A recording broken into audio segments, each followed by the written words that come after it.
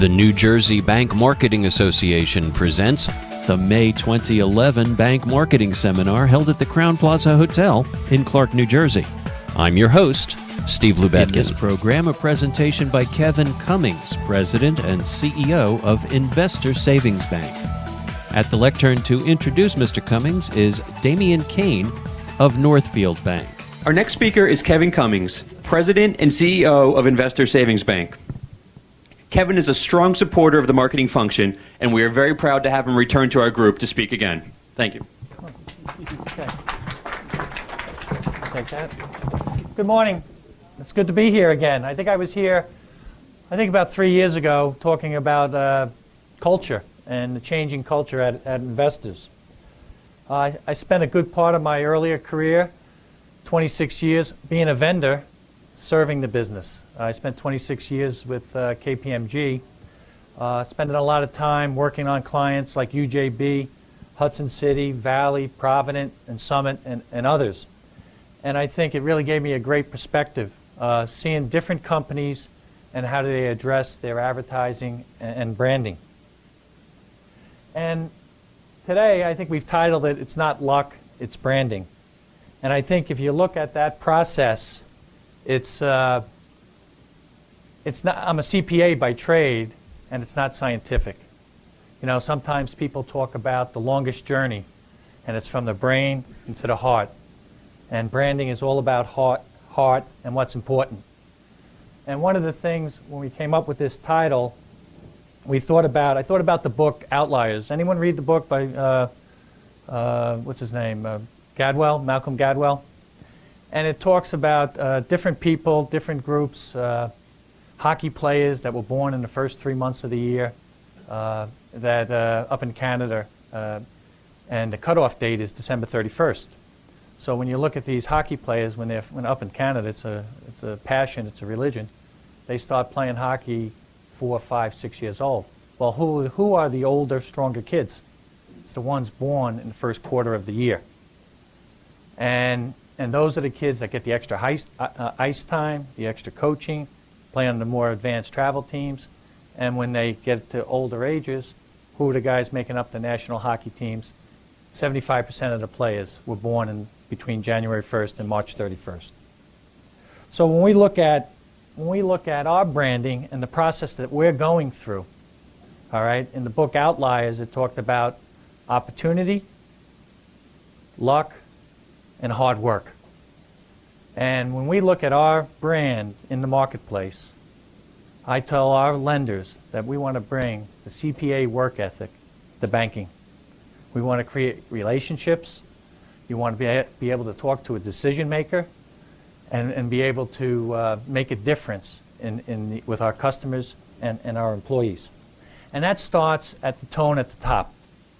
Okay, it's very important to lead by example. People do what they see, not what they hear. And our management team is very diligent and very focused on leading by example and showing the way for the group. And I think the first thing we did when we began our branding process is we looked at where we were and what we were doing. And the most important thing we had to develop in that process was our mission and vision statement. And along that way, we developed our core values, what we call the 4 C's. And that starts with character, which is non-negotiable. We were blessed. We're an 85-year-old institution. Matter of fact, I think tomorrow is our birthday. We're 85 years old tomorrow. But we start with character, commitment, all right? We have to have the commitment of our employees, a focus on customer service, cooperation. There's no I in team. I worked at a public accounting firm. I was one of 1,500 partners.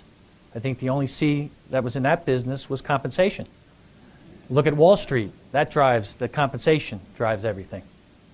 And I think that cooperation is a quality in the business world that sometimes is underestimated. And then finally, community. We were blessed with the opportunity of going public in 2005. And at that time, we created the Investor Savings Bank Foundation. And that's a big part, although it's a separate company, a separate entity, we use that in many different ways to promote the bank and promote our community service in the marketplace. And then as you look at our evolution, we use the term evolution, not revolution. Because at one time we weren't even a bank. In 2003, we were a $5 billion bank with 80% of its assets in mortgage-backed securities. Our loan portfolio was $750 million. So we had to make this change from not even a thrift to a commercial bank, but from a fixed income fund to a thrift to a community bank to a full-service commercial bank. And that's the business plan and strategy that we were on over this last 7 to 8 year period. When you look at who we are and what we've done, it's very important. As I said, we had $750 million in loans. Today, in that 7 year period, we have $8.3 billion in loans today. We're almost a $10 billion bank that has grown $4 billion in the last 3 years. So we've grown from, at the end of 2007, from $5.8 billion to almost $10 billion today. We've completed 4 acquisitions in the last 4 years. So we had some of the issues that Allegra had, bringing in different brands. When we started our business strategy in 2003, we were looking at moving out along. We had a very strong presence in Union and Essex County and Monmouth and Ocean. So we were looking at that Middlesex corridor, moving out 287, out into Morris County, what I call where the rich and famous are, Somerset, Huntington, and Morris County, because from a demographic point of view, those 3 counties are probably 3 of the wealthiest counties in the country, certainly in New Jersey. And then coming along the southern part of Route 80 towards east, towards the Lincoln Tunnel. But when we started looking at what we had to do in that process, the wealth management is a very, very crowded space. And when we started to evaluate our employees, our branch staff, it was a very difficult market to look in, to break into. So what we did is we changed, and we saw where we were in the process, and we maneuvered over to the densely populated area through these acquisitions. In 2008, we did the Summit Federal Savings Bank acquisition. And that brought over 5 branches in Summit, Berkeley Heights, Dunellen, Clinton, and Washington Township out in Warren. And that came in 2008. It was 5 branches, $100 million. We did all the sign changes. We moved forward. Well, today, those branches are over $300 million. In 3 years, we've more than doubled the deposit-based market share in those markets. And then later in 2009, the following year, we did the acquisition of American Bank. That brought us into that northern Essex County, southern Passaic. And that was a very localized bank, headquartered in Bloomfield, very strong market presence. And we were able to complete that acquisition and transition those branches in. And then later on, we did 2 what you call ethnic banks, Banco Popular. We acquired 6 branches there, and then 17 branches, the Millennium branches, that put us into New York City, Astoria, and Long Island for the first time. So it's been a combination of de novo growth and acquisitions, but also mindful of changing both the culture and the marketing approach and the brand of the company. And it kind of shows up in our results, too. Being a CPA and being the CEO, it's great to talk about the brand, and we're focused to the brand, but it's also important to keep an eye on the results and the bottom line. And over that period of time, over the last couple of years, our income on an annual basis has grown from $25 million in 2008, $35 million in 2009, and $62 million in 2010. And this past quarter, we had a record quarter, going from 7 cents a share to 12 cents a share, $18.3 million.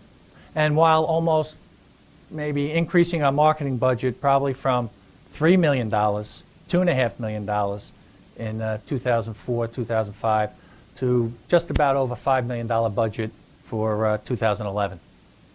So it's really maximizing limited resources and really putting a high level of energy. I think we had to win over our employees first, create the mission and the vision, and win our employees first so that we bring an energy level to all our grand openings and all the marketing events that we had. And when you look at that, I think the most important aspect of that process was we used the term feet on the street. Through a combination of the foundation and a combination of our own marketing budget, we've given probably over $5 million to charities, to schools, and other civic organizations in the last 5 years since our IPO. And that has really given us the impetus to get out into the markets. On the other hand, we've probably pulled back on our advertising in the print and media, because what we wanted to do is establish a different brand, a different approach in the marketplace. So whether it's sponsoring the fireworks, like for example, the New Providence, during the budget cuts, during the financial problems in 2009, New Providence canceled their fireworks for 4th of July. Well, I read it in the Star Ledger. It was the Sunday Star Ledger, and I called the VP for that region. I said, go over to the New Providence Recreation Department and ask them how much they cost. So came back, it was $12,000. Well, I said, we'll pay it. Let's do it. Well, as a result of that, we got interviews on NBC, Morris County Cable Television, Channel 9, and I was on Good Morning America on 4th of July. So I had my 15 seconds of fame. I got everyone up. We were away for the weekend up in Nantucket. We had a lot of guests at the house. I got everyone up at 5 after 8, and I was on literally, I think, 5 seconds. But the important thing was we got probably 24 letters from people all over the country saying what a great thing you did. The mayor of New Providence got on Channel 4 News and said, boy, investors, what a great bank. Most banks are taking money from the government in the TARP program. Here's a bank giving money to the government so that it can make the community a better place. So for that $12,000, it was a wonderful investment of funds. But when you think of some of the things that we've been looking at and we've been concerned with is really winning over our employees and making them ambassadors for the bank.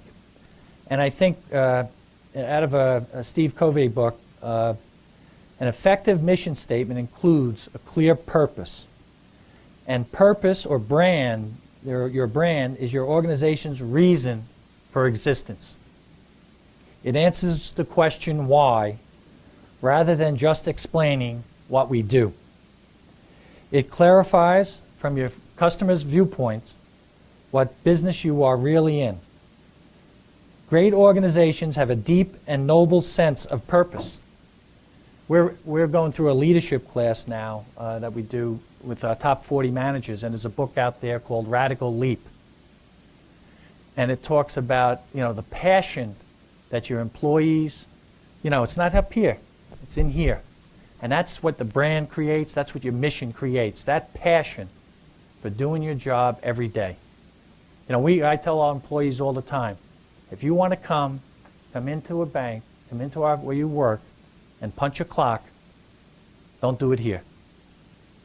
I even joke that I'll offer you $1,000 to leave the bank. All right? But we want people to come in to make each other better. Make your customers' lives better, make your fellow employees better, and just make your communities better. So great organizations have a deep and noble sense of purpose, a significant purpose that inspires excitement and commitment. The words themselves are not as important as the meaning to the people. So what is branding? The world's best organizations are also the best managed brands. As you all know, a great brand doesn't mean a cool-looking logo or a clever tagline. And I was thinking of companies. I'm going to show a couple brands that we've kind of recognized as strong brands. But I was thinking of what company probably did poorly with its brand recognition. And after some discussion with some of our marketing people, we came up with, in 1983, I bought a car, a 900S Saab. And in 2003, I bought a BMW. And if you look at those two brands, the performance of the cars are probably about the same. All right, I had a stick shift. It was BC, the 4 children. And it was a stick shift bucket, kind of a sporty car with a sunroof. But what happened to that company? What happened to that brand? And you look at BMW, the ultimate driving machine. And then if you look at another company in the financial services business, with all the fallout of Wall Street, and I said, well, who's has maybe had a damaged brand recently? And I don't mean to say negative things, but this is just a perception. I looked at Goldman Sachs. I mean, they're the smartest people in the world. Yet what did they do to their brand over the last 3 years? I mean, they're making a ton of money, but what have they done to their brand? And I don't mean to be negative about anything. So, as we go to the video, I have to flip it? Okay.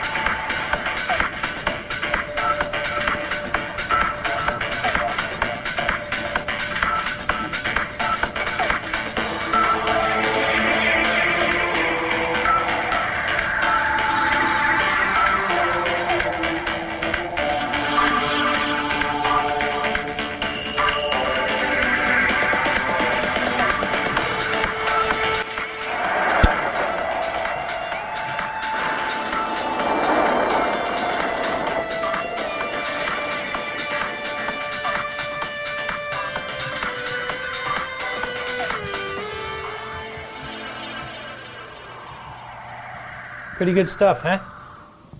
So what is branding?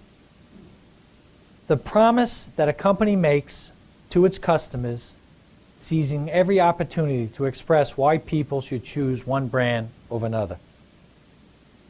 Your brand is the public customer perception of your culture.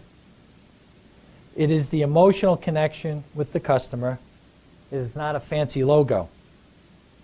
In a lot of respects, especially for us as we develop our brand, it is the aspiration of where the company wants to go.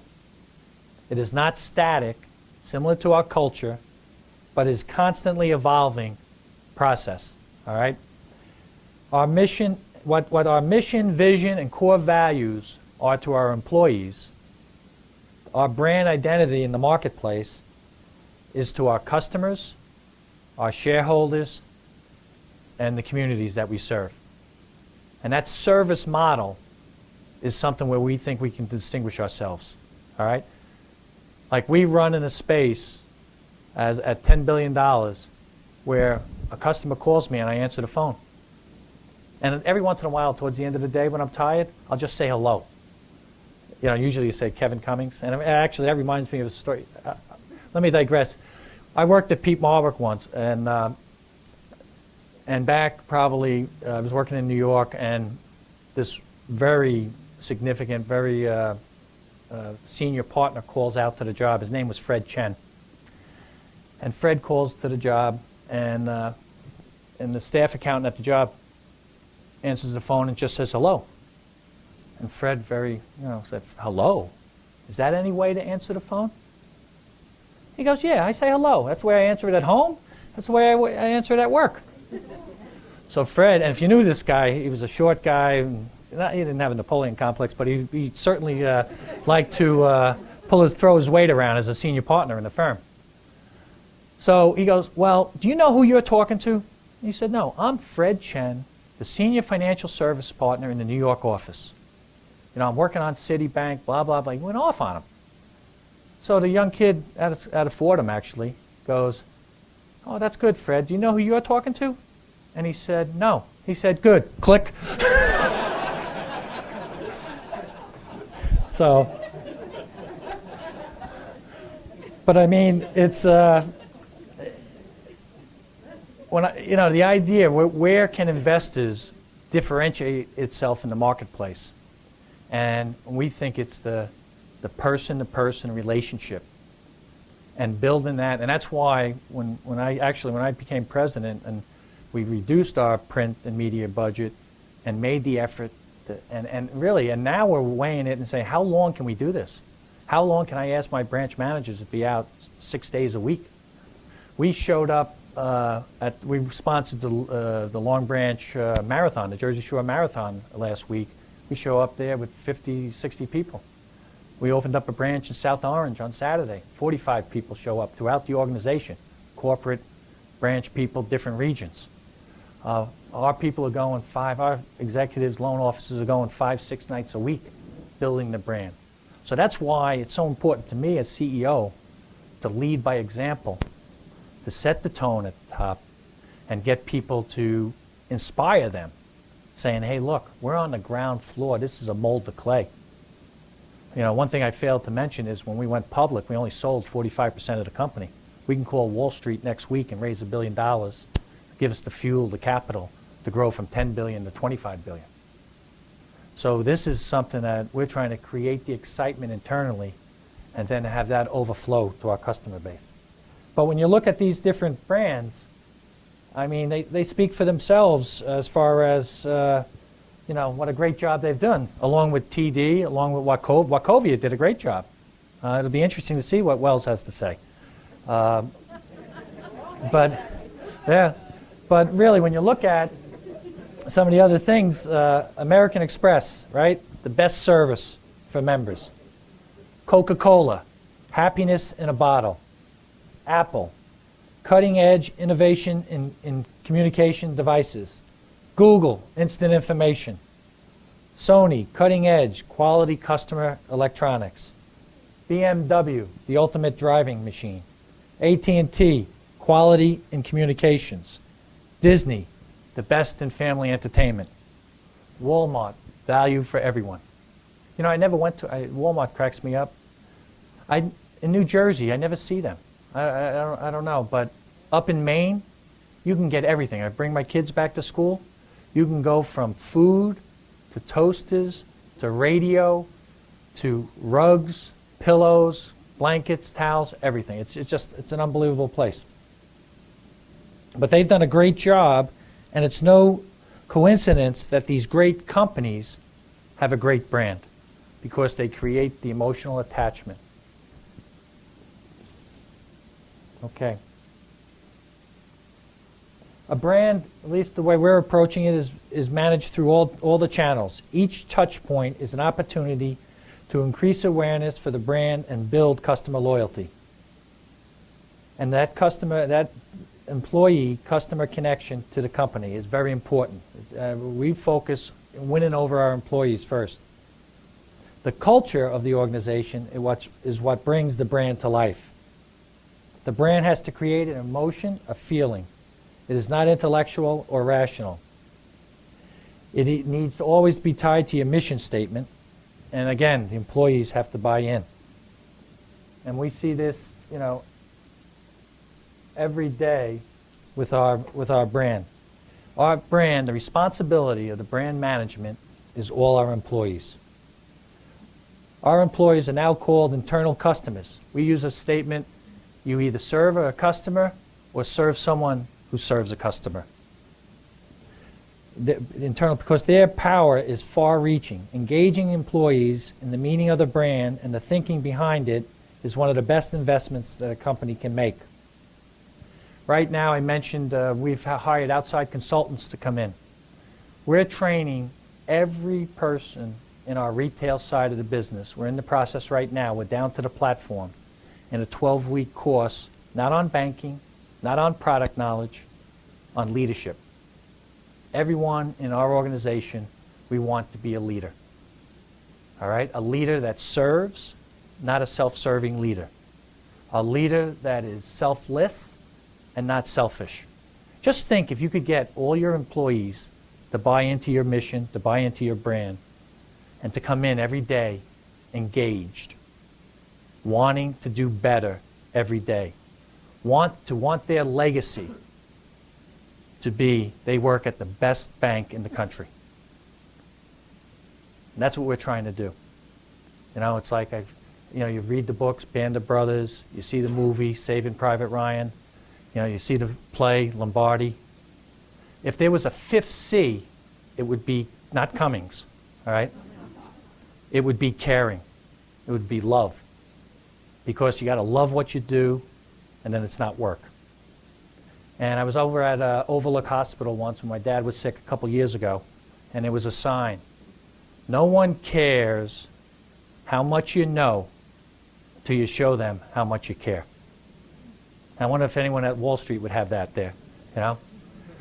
So when you look at that, part of it is winning over the team, and developing our brand. And I think we had in 2008 our mission. Where's the tape? Nope. Okay, I'm out of spot here. Okay. And then we went into our brand. Okay, so our brand yesterday. I thought I was going into the film. Not yet. If you look at our brand yesterday, one, Investors was the best kept secret in New Jersey. All right, we were a $5 billion bank. We were known, it's a history of accountants running the place. Pat Grant was my mentor. He was a CPA, came out of KPMG. His successor was Matt Raftery. He was a former Pete Marwick employee and was the treasurer and moved up. So it really wasn't run by bankers.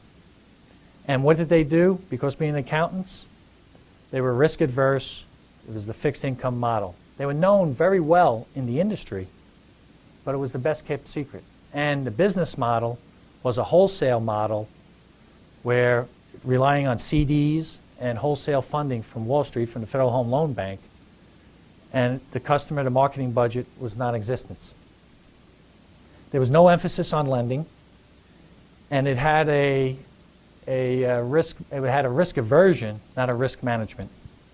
It was a mutual, and its sole focus was not on earnings, but was on the employees and the customers, as far as providing the highest CD rates. I think at that time Hudson City was also a mutual, and I think the business model was, just whatever Hudson City's CD rates were, we would be 5 basis points more, and then just that was the model. And a normal employee would be a branch manager. A normal employee would be someone late 40s, works 8 to 5:30, did not even know the branch deposit totals, and the whole purpose was the operations, stay in the branch, and no focus on developing the business. As we moved forward at that time, our brand, I guess yesterday, is defined by the 4 attributes: the functionality, CDs, mortgage-backed securities. The personality was basically no sales culture. The products were limited. Our differentiation was basically CDs rates and an alternative. We were nicer. Okay, we had we do anything for our senior citizens down in Ocean County, and we just did not have a marketing budget or anything. It was a simple mutual model. Our source of authority was a strong balance sheet and a good reputation only in the industry. Mortgage bankers loved us because they could use our products, and we were very agreeable. We never asked for the business. All right? We never really stepped out and asked for the business. If you look at our logos, it was inconsistent in all the branches, okay? And it was triggered towards business line. So the consistent coloring, purple was when we rolled out our business line. We didn't have business checking until 2006. All right? Today, our core deposit, at one time, core deposits were 25% of our retail funding. Today, core deposits exceed our CD portfolio. In 2005, we had about $3.2 billion in deposits. We've doubled that since 2005 over the last 5 years. So we're close to $7 billion in deposits today.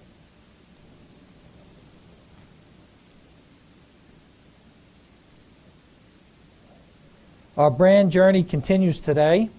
Investors is healthy and growing. In 2007, we hired a firm called Sequel to evaluate our brand. It's a company out of New York City. And at that time, our commercial business, we aspire to be a full-service commercial bank. And when we went through a detailed analysis, using customers as for market data and things like that, focus groups. And we came up, actually, with a name change. Investors First. And it was they did a great job looking at it, but we just weren't ready to pull the trigger on it. So we pulled back. Because the one thing we didn't want to do, and it wasn't management's decision to pull back, it was the board's decision, is we didn't want to overpromise and underdeliver on our message. Because as you step out and you go through this period of change, you only get one or two, maybe two, but really one good shot at winning that customer over. And we weren't ready for it. And when we look at it now, I think we're ready for it. And we're working on it, and we're not going to change to Investors First, but we are looking at making some significant changes to our brand over the next 6 months. And if you look at that, the whole objective, our whole business strategy is to become the largest community bank in the region. The acquisitions have helped us move forward. We've had good deposit growth, and the commercial business has grown significantly. In the last 3 years, we've created a $3 billion commercial bank. Over 75% of our branch managers are new to their job in the last 5 years. All of our regional VPs are new to the bank. And 37 of our 40, senior managers throughout the corporate headquarters are new to the job since 2003. We just hired 5 financial advisors from another organization to start our annuities and variable annuities business and mutual funds. So the bank is moving. We're further along today to make that leap, to make that investment in our new brand coming forward.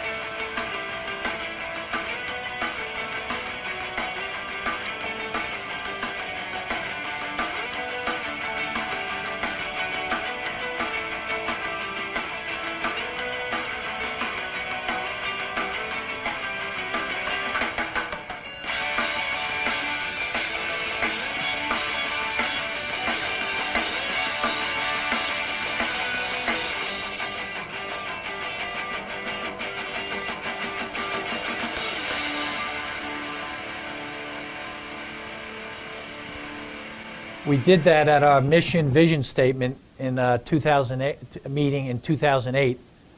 We got all 600 employees down to the Pines Manor, a sea of green, Jerseys, Brett Favre, I think, was still with the Jets, number 4. The 4 C's, Jets jerseys, gave them all out. Had Jet football helmets at every table. And we celebrated our mission and vision. Actually, I showed that to my family on Christmas Day, too. So that was again, another 20 seconds of fame. But when you look where we are in our positioning today, and basically it gets back to our mission and vision and our branding journey to become the bank of choice in New Jersey by providing world-class customer service and tailored financial solutions. Provide the highest quality products and services in an honest and straightforward manner. Operate responsibly and ethically.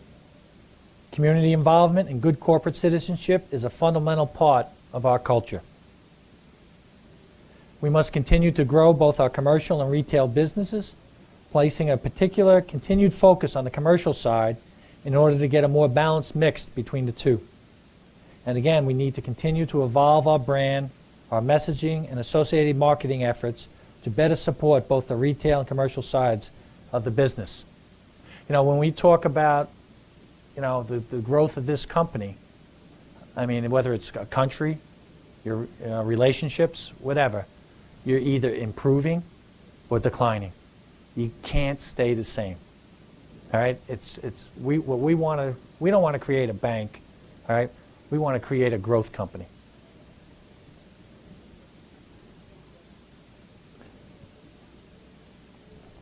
Okay. Again, I think today, we're probably at a midpoint of this journey. Functionality, it meets the overall banking needs of consumers and small and mid-sized businesses. We made some great inroads in the municipality space here in New Jersey. Strength in consumer and commercial real estate lending. All right?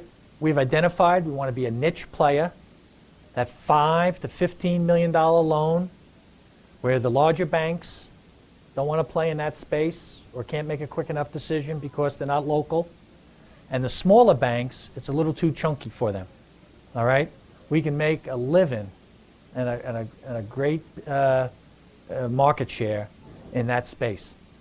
All right? And we've shown it. Our loan portfolio has grown tremendously over the last few years. And it's all in that focused, multifamily, commercial real estate, middle and small business market space. Our personality, is basically our employees, warm, friendly, proactive, clear, honest, and trusted and straightforward. Our differentiation is the local customers know us. It's very important for us to be leaders in our community. We have to be active in the community support, both on the financial side and on the volunteering side. All right? Anyone can write a check. All right? If someone comes to me and asks for a check, I want to get involved in this organization, I said, what are you doing in that organization? Every Wednesday, every last Wednesday of the month, 12 to 15 employees of the bank go down to St. John's Food Bank in Newark, New Jersey. And we prepare breakfast and lunch for the homeless down there. I go down the Wednesday before Thanksgiving and the Wednesday before Christmas. I get my 2 daughters to go. I can't get my 2 sons out of bed.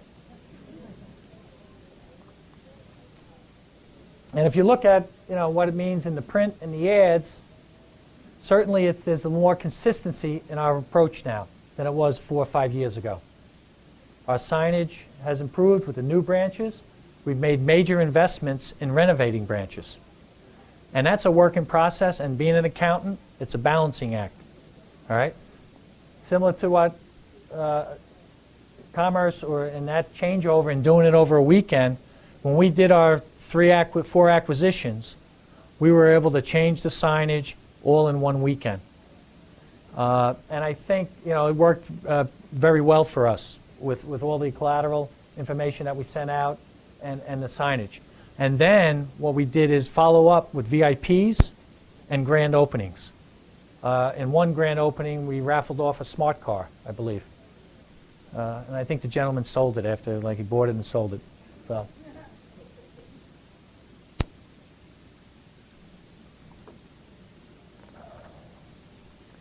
If you look where we're headed, I think, like I said earlier, we conducted a tremendous amount of research among consumers and businesses to explore what's important to the customer when choosing a bank.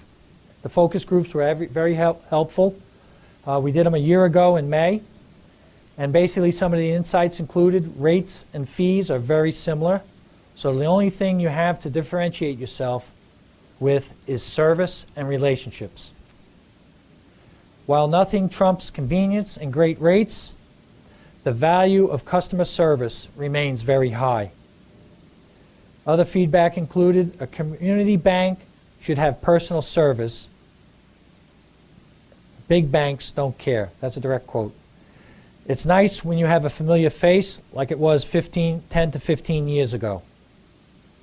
Both businesses and retail customers are looking for a similar experience when they choose a banking partner.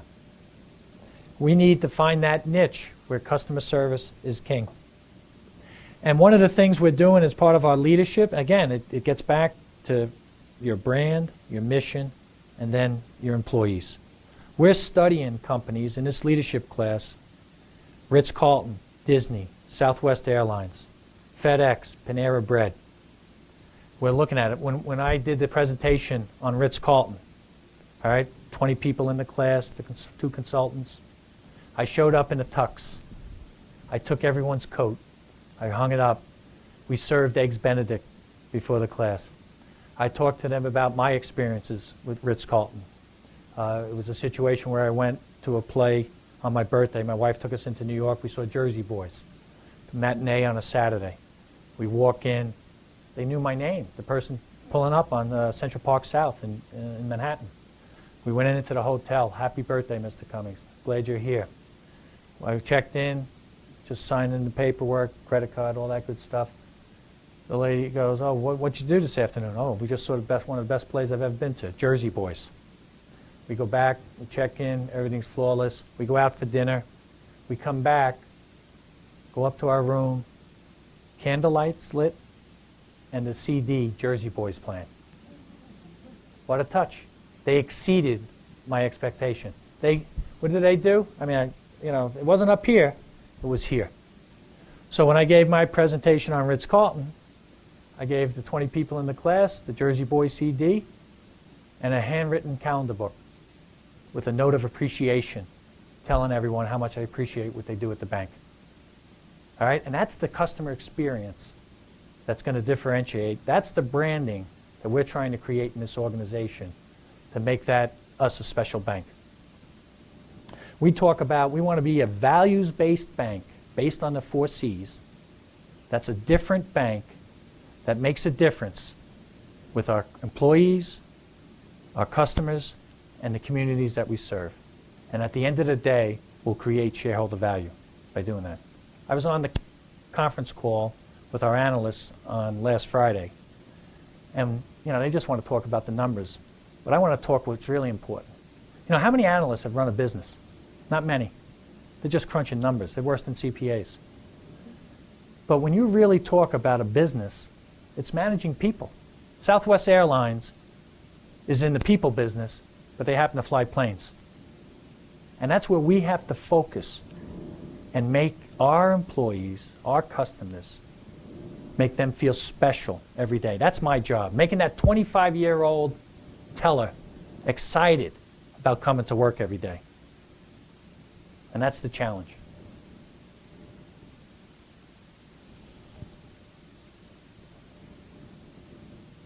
So when we're looking at where we're going tomorrow, and we're going places, that's for sure. We want to meet the banking needs of consumers and commercial customers. The web-based and mobile solutions are a challenge, all right? But we need to get up to speed on that. We don't have, when you look at our model, a bank our size, we don't have the financial resources of the national banks.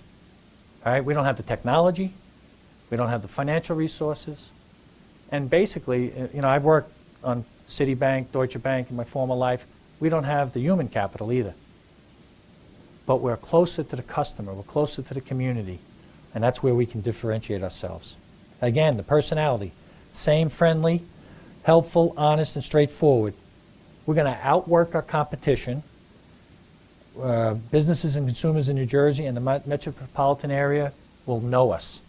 All right? They'll know the CEO. They'll know the chief lending officer. And our source of authority will be our longevity and track record, our customers served, our investor community, centers of influence, and business leaders. You know, over the last 3 years, you know, we've gone from, in the real estate business, from Investors Who to having Roseland as a client, one of the largest developers in New Jersey, Hart's Mountain, Whitmont Properties, Jack Morris here in Middlesex, all right, Century 21. These are some of the largest developers who didn't even know who Investors was. In fact, when we did our first transaction with Hart's Mountain, Gus Milano, the executive vice president, at the closing dinner, we went over to Short Hills Mall and got a toaster and gave him a toaster.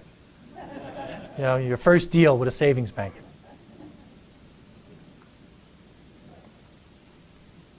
Now, the big challenge for us will be, as we roll out our new branding, will be the outlets, social media. Well, our compliance person I call Dr. No. All right? No, you can't do that. You know?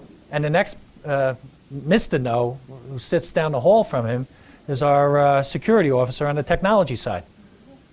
And it's very difficult. I said, well, figure it out, because we're going that way. You have to. How are we going to attract the under 30-year-olds, the under 35-year-olds? I mean, they don't buy newspapers anymore. I don't think my daughter's looked at a newspaper in the last 5 years other than the Star Ledger to read the high school sports. All right? But again, another thing that's important in this branding process is the investor relations and public relations, and how we get out, the leaders in our organization get out and tell the message. And really, when you drive that as a company, it's great doing all this community stuff, but the bottom line, I'll keep my job, it's tied into the stock price. The product mix is evolving, community relations, and then the other various customer service channels. Again, before I open it up to questions, I think our branding goal is to refresh the brand to more powerfully drive success. Build on our reputation to position us for the future as a values-based bank, a community bank amongst the national and global players, a bank that does the right thing for its customers, compared to those facing a crisis of ethics, credibility, and performance. Continue to strengthen the emotional connection to our brand with consumers and businesses, a connection that means understanding that we must support each other to succeed. Play an important role in the fabric of our communities, and look out for our customers' best interests to forge relationships that stand the test of time. Thank you very much for your time. Appreciate it.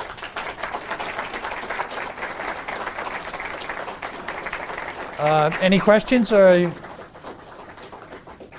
sure. Wait for the mic, please. Oh. Kevin, on the retail end of the banking, what is the target demographic you're looking to reach primarily? Is it a younger, or are you looking to go into heavier pockets of money among an older demographic? No, we're certainly looking to become younger. We run, as being the CD bank the last 25 years, our demographic is older. Surprisingly, they still come into the bank, but we're the future is driving that younger demographic in. Thank you. Yes. I have two questions for you. Pick one if you want, or answer both. The first one was when you said you did that conversion over the weekend for the 4 branches. You had to have used media, didn't you, at that point? Because you would radio and television and print I would Yes. assume that at that point it diverted from the model that you've described as your overall. Yeah. Well, we Well- bring a lot of energy, not only in like using the 5 miles radius around the branch in mailings, newspaper, and also the local newspapers and radio ads. Okay. And my second question, which is kind of dovetails into the one the other gentleman just asked, you said that you couldn't compete with the larger banks, the major banks in terms of technology, but you also want to go after that younger demographic, which does get pulled towards the technology and those kinds of things. So how are you going, is not your challenge to get to appeal to the younger people in terms of pulling them away from the technology and into the relationship? Is that the challenge? No, that certainly is the challenge. And then it's the investments in that technology. So when we move ahead, we have to make significant investments there. Right. But I think we're going to we're not going to develop it. We're not going to be the guinea pig. We'll trail the curve a little bit. We'll be patient and trail the curve and then move in when it becomes less expensive. Right. So I think we're not going to be ahead of the curve or at the front end. Our positioning right now is to just trail it and then get it out to market and be more nimble getting it out to market when all the kinks are out of the process. Right, because the younger generation really isn't into establishing relationships like that. So it's going to be very interesting how you're going to take that older, a model that appeals to an older generation and market it to a younger. Right. And the other side of that is that's the focus on the business side, too. Being a niche player on the business side in that middle market that is ripe, at least in our view, for a stronger bank that can make a $20 million loan and move into that space. Thank you.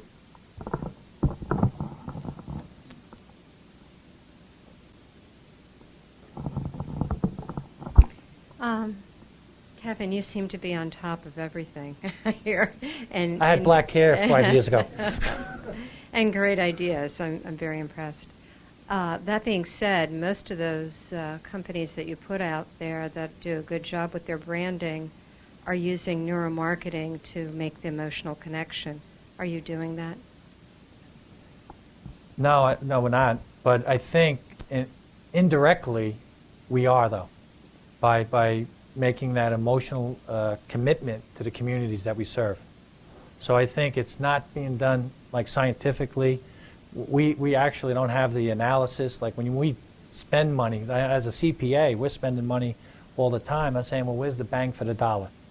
We don't have the resources to look at the impact, or saying the lift that you get through some of the activity. We see it, I think we see it in the results overall, what we're doing, but identifying it and there's some sophisticated marketing techniques, we're not even close to that. And from where I sit, there are other areas where we have to make investments in the bank to get there, so it's a priority type thing. So I think it's great information to have, and we might use consultants and outsource some things to move forward. But at this point in time, it's but a seat of your pants in a lot of respects. Yeah. You don't have any functional MRI machines. Exactly.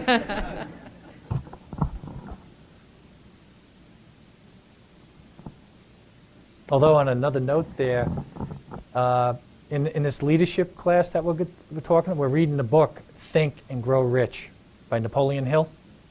And it's an amazing book of what the power of your mind and the results that you have. And actually, we spent a half hour talking about this Japanese professor who was studying water molecules and how different music changes the composition of water molecules. And I didn't believe any of it, but we talked about it for a half hour on Tuesday. So, I mean, some of the stuff is great, but it's what's in the gut sometimes, and sometimes you make decisions on, without the scientific data. Okay, thank you very much. Have a great day. Thank you very much, Kevin. It's great information you're sharing about investors. Definitely sets the bar for the rest of us in the banking industry. So we have something to live up to. So thank you. We hope you enjoyed this presentation from the New Jersey Bank Marketing Association. For more information, visit njbankmarketing.com. We produce this program in the studios of Lubetkin Global Communications in Cherry Hill, New Jersey, on the web at lubetkin.net. This is Steve Lubetkin. Thank you for joining us, and we'll see you out there on the net. Take good care.